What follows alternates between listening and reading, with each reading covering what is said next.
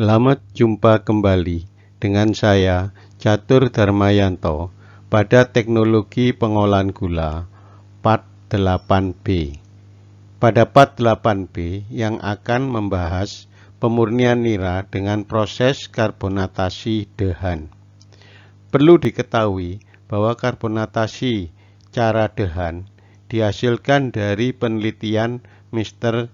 J.S. Dehaene tahun 1914 sampai 1920.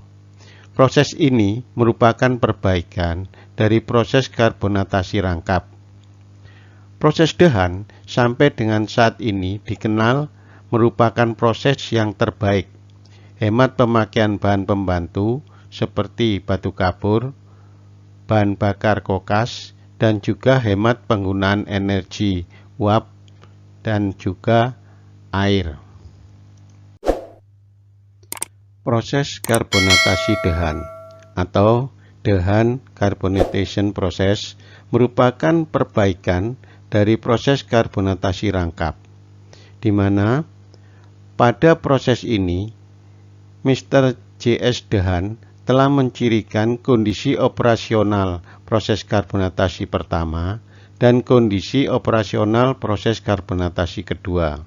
Sebagai gambaran, untuk kondisi operasional karbonatasi pertama, beliau mensyaratkan suhu nira mentah saat masuk reaktor karbonatasi pertama atau bejana karbonatasi pertama ditetapkan pada suhu optimum, yaitu suhu 55 derajat Celcius.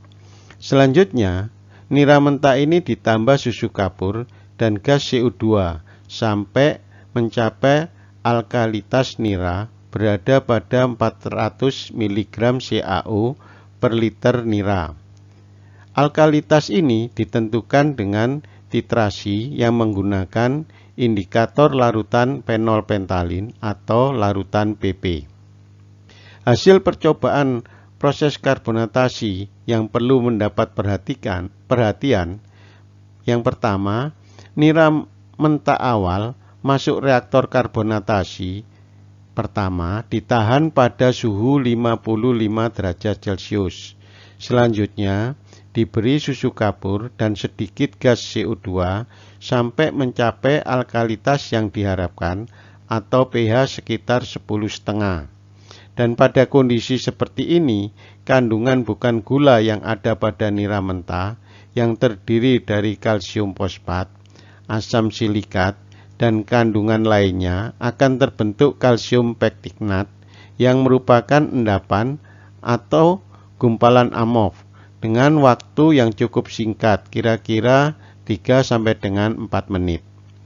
Kedua, proses selanjutnya nira masih berada di reaktor karbonatasi pertama, ini diberi gas CO2 secara penuh, sehingga terjadi proses reaksi karbonatasi dan terbentuk endapan kalsium karbonat atau CaCO3. Dan endapan ini akan menyelubungi gumpalan amorf yang terbentuk dari pemberian kapur pada nira awal. Dan terbentuknya gumpalan amorf yang diselubungi oleh endapan CaCO3 menentukan kualitas dari proses penyaringan pada proses karbonatasi Dehaene ini. Karbonatasi Dehaene merupakan perbaikan dari proses pemurnian nira mentah dengan karbonatasi yang menggunakan karbonatasi rangkap, di mana pada proses Dehaene reaksi karbonatasi pada nira dilakukan sebanyak 2 kali, yang sering disebut yaitu proses karbonatasi pertama dan proses karbonatasi kedua, di mana pada kedua proses tersebut telah ditetapkan syarat kondisi batas operasionalnya, guna menghindari terjadinya periode buih yang sangat memboroskan waktu dari proses tersebut. Proses karbonatasi Dehaene menghasilkan proses karbonatasi yang optimal dalam hal penghilangan bahan bukan gula yang terkandung pada nira mentah. Adapun mekanisme terbentuknya periode buih pada proses dehan sangat dihindari karena periode buih terbentuk akibat susu kapur yang ditambahkan terikat dengan makromolekul dan membentuk ikatan yang dengan adanya hembusan gas CO2 yang ditambahkan pada reaktor tersebut menyebabkan naiknya viskositas dan buih yang berlebih yang bisa menyebabkan nira tumpah atau luber keluar dari reaktor karbonatasi pertama.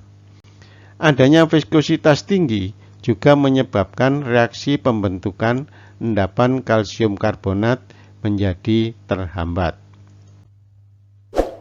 Diagram alir proses karbonatasi dehan. Rangkaian proses pemurnian dengan proses karbonatasi dehan dijelaskan dengan diagram alir sebagai berikut. Nira mentah setelah ditimbang dipanaskan pada pemanas nira pertama pada suhu yang optimum yaitu suhu 55 derajat Celcius. Selanjutnya nira mentah panas dimasukkan dalam reaktor karbonatasi pertama sampai dengan volume tertentu di dalam reaktor tersebut sesuai dengan ukuran kapasitas reaktor dari reaktor karbonatasi pertama. Pada reaktor karbonatasi pertama, nira mentah panas ditambahkan susu kapur bersama sejumlah kecil gas CO2 hingga alkalitas nira mencapai pH kurang lebih 11 atau sesuai alkalitas 800 sampai dengan 900 mg CaO per liter nira. Setelah mencapai alkalitas yang dituju, selanjutnya nira ditahan pada kondisi ini selama kurang lebih 3 sampai 4 menit agar terjadi gumpalan amok dari proses dehidrasi dan dehidrasi getah atau GAM serta berubahnya kandungan pektin pada nira menjadi kalsium pektinat. Kemudian dilanjutkan penambahan gas CO2 yang diberikan secara penuh dengan cara membuka valve atau keran dari gas CO2 secara penuh sehingga terjadi penyerapan CO2 secara optimal sampai nira tersebut mencapai alkalitas kurang lebih 400 mg CaO dengan pH berkisar antara 10 sampai dengan 10,5 yang dipastikan dengan indikator methylene blue atau MB. Setelah jatah susu kapur yang ditambahkan pada reaktor karbonatasi 1 habis sesuai dengan ukuran yang ditentukan, selanjutnya penambahan gas CO2 dihentikan dan reaksi antara kapur dengan gas CO2 pada reaktor karbonatasi pertama dinyatakan telah selesai dan nira hasil reaksi karbonatasi pertama diturunkan ke peti tunggu yang berada di bawah reaktor karbonatasi pertama. Peti tunggu nira karbonatasi pertama ini dilengkapi dengan pengaduk supaya endapan CaCO3 tidak mengendap pada dasar peti dan selanjutnya dari peti tunggu nira dikirim ke saringan pertama untuk disaring. Pabrik gula umumnya menggunakan peralatan penapisan atau penyaringan tipe Krok atau plate and frame filter.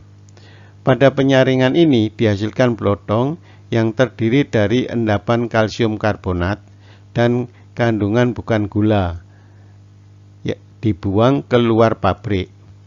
Sedangkan nira, jadi nira jernih karbonatasi pertama dengan pH sekitar 10,5 dikirim ke reaktor karbonatasi kedua. Pada reaktor karbonatasi kedua, nira jernih karbonatasi pertama ini ditambah gas CO2, di mana terjadi reaksi pada reaktor karbonatasi kedua hingga kadar kapur dalam nira mengalami penurunan. Jadi kadar kapur mencapai kadar kapur minimal dan terbentuk endapan CaCO3 dengan pH akhir kira-kira 8,2 sampai dengan 8,7. Perlu diketahui bahwa pada reaksi karbonatasi kedua, pencapaian kadar kapur minimal dalam nira ini dipengaruhi oleh kandungan logam alkali, yaitu logam kalium dan logam natrium yang terkandung pada nira. Setelah reaksi pada karbonatasi kedua dinyatakan selesai, selanjutnya nira dikirim ke pemanas nira kedua. Pada pemanas nira kedua, suhu nira dinaikkan menjadi suhu 75 derajat Celcius. Pemanasan ini dimaksudkan untuk menghindari terbentuknya asam laktat yang diakibatkan oleh kerja mikroorganisme atau zat renik yang ada terkandung dalam nira.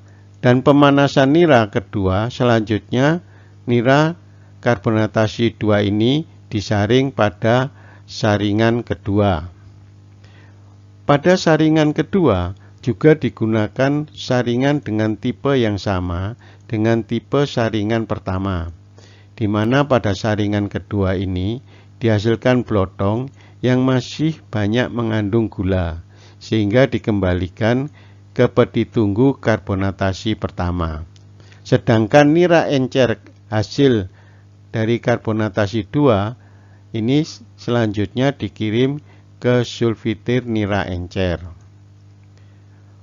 Pada sulfitir nira encer, pH nira diturunkan menjadi 6,8 dengan menggunakan gas SO2. Selanjutnya, nira encer tersulfitir dipanaskan ke pemanas ketiga sebelum dikirim ke stasiun penguapan. Pada pemanas nira ketiga, suhu nira jernih dinaikkan sampai mencapai suhu di atas titik didih nira, kira-kira suhu 105 derajat Celcius. Setelah nira mencapai suhu 105 derajat Celcius, baru dikirim ke stasiun penguapan. Beberapa hal yang perlu diketahui dan dipahami pada proses karbonatasi dehan. Di antaranya, pertama, peran logam alkali pada proses karbonatasi. Kedua, penyebab tidak teraturnya proses karbonatasi kedua. Peran logam alkali pada proses karbonatasi. Pertama, pada proses karbonatasi pertama, nira mentah ditambah susu kapur berlebih dan nira ditahan pada kondisi alkalitas kuat atau pH di atas 10, sehingga semua logam termasuk logam alkali yaitu logam kalium dan natrium, begitu juga logam alkali tanah yaitu logam kalsium dan magnesium, semuanya dalam bentuk hidroksida. Dan khusus untuk logam magnesium ini mengendap sebagai MgOH 2 kali. Kedua, selanjutnya nira mentah yang berada dalam kondisi alkali kuat tersebut ditambahkan gas CO2.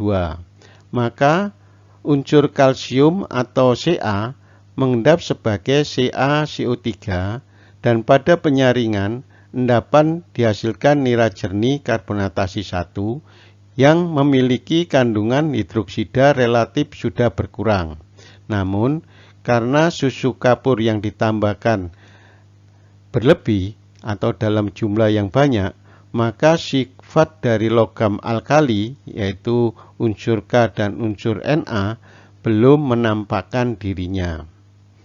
Ketiga, nira jernih karbonatasi pertama selanjutnya pada proses karbonatasi kedua ditambah lagi gas CO2 sampai diperoleh nira dengan kadar kapur yang minimal atau pH sekitar 8,4 sampai dengan 8,6. Namun, Apabila pemberian gas CO2 terus diberikan sehingga pH turun ke daerah asam, maka logam alkali yaitu unsur kalium sebagai KOH dan unsur natrium sebagai NaOH yang ada dalam nira ini akan memiliki sifat dari logam terkuat. Ingat, sifat logam alkali pada deretan volta. Maka logam alkali ini akan menampakkan diri dan mengusir unsur kalsium dari garamnya hingga terlepas menjadi ion Ca2+ kembali. Dan kadar kalium dari nira akan naik di atas kadar kapur minimal. Keempat, dari gambaran di atas maka adanya logam alkali yaitu unsur K dan Na pada nira yang menyebabkan kadar kapur pada nira jernih karbonatasi 2 mencapai minimal, namun apabila terjadi kadar kapur pada nira jernih karbonatasi kedua tidak rendah, berarti ada kekeliruan dalam mengatur reaksi akhir dari proses karbonatasi kedua. Kelima, dan untuk mengetahui apakah akhir reaksi proses karbonatasi kedua yang dilakukan itu benar atau tidak ada kekeliruan, maka pada nira jernih karbonatasi 1 diambil contohnya dan dilakukan tes di laboratorium, yaitu tes penetapan alkalitas sisa. Dan dari hasil penetapan alkalitas sisa ini didapat dua kemungkinan. Apabila nira alkalitas sisa memiliki nilai positif, berarti logam alkali lebih banyak dibanding dari garam kapur. Artinya seluruh Ca dalam garam kapur dapat dilepas menjadi ion Ca2+ dan kemudian mengendap. Apabila nilai alkalitas sisa negatif, garam kapur dalam nira lebih banyak, sehingga untuk mendapatkan reaksi karbonatasi 2 benar atau tidak keliru, maka kadar kapur dari nira harus rendah. Kalau seumpama tidak bisa rendah, berarti pH akhir karbonatasi 2 tersebut keliru. Memperhatikan peran logam alkali pada reaksi karbonatasi, maka perlu diketahui penyebab tidak teraturnya proses pada karbonatasi 2. Di antaranya sebagai berikut. Pertama, ketidakajekan aliran nira jernih dari karbonatasi 1. Keajekan atau keteraturan aliran nira jernih karbonatasi 1 tergantung dari ukuran kapasitas reaktor karbonatasi 1. Terutama pada reaktor karbonatasi 1 yang menggunakan sistem batch. Sebagai gambaran, keajekan aliran nira jernih karbonatasi 1 pada reaktor sistem batch dapat dipenuhi dari jumlah reaktor yang banyak dengan ukuran kapasitas reaktor yang relatif kecil dibanding apabila menggunakan reaktor karbonatasi 1 dengan ukuran kapasitas yang besar dengan jumlah reaktor yang sedikit. Dan untuk lebih membuat ajek atau membuat lebih teratur aliran nira karbonatasi 1, maka perlu dilengkapi dengan tangki atau bejana penampung nira karbonatasi 1. Dan selanjutnya diatur oleh pompa menuju saringan pertama, sehingga didapat nira jernih karbonatasi 1 yang masuk ke reaktor karbonatasi kedua dapat lebih ajek atau lebih teratur alirannya. Kedua, sifat gas CO2 yang tidak dapat bereaksi secara spontan dengan kapur atau dengan CaO yang ada pada larutan. Perlu diketahui bahwa kecepatan melarutnya gas CO2 dalam nira ini membutuhkan waktu relatif cukup memadai dapat dilihat dari percobaan di mana larutan gula teknis yang ditambah kapur dan dialiri gas CO2 sampai jenuh menunjukkan terjadinya penurunan pH, dan untuk mencapai keseimbangan antara gas CO2 dan CaO membutuhkan waktu kurang lebih 10 detik. Oleh karenanya, dengan memperhatikan sifat dari CO2 ini, maka pada pengambilan contoh penetapan pH pada reaktor karbonatasi 2 akan dapat mempengaruhi ketelitian pengawasan proses, dan sebaiknya digunakan peralatan pH meter di mana elektroda dapat bersentuhan dengan nira dalam kurun waktu tertentu sampai terjadi kesetimbangan antara gas CO2 dan kadar kapur CaO yang ada dalam nira. Proses devikasi remelt karbonatasi. Untuk diketahui, saat ini beberapa pabrik gula yang ada telah berupaya memperbaiki kualitas gula yang dihasilkan dengan menggunakan kombinasi proses devikasi dan karbonatasi yang dikenal dengan sebutan proses devikasi remelt karbonatasi atau disingkat dengan DRK. Pada proses DRK ini, nira mentah semula dimurnikan dengan proses devikasi dan dilanjutkan sampai menghasilkan gula. Namun, gula yang dihasilkan tersebut selanjutnya dilebur kembali menjadi cairan.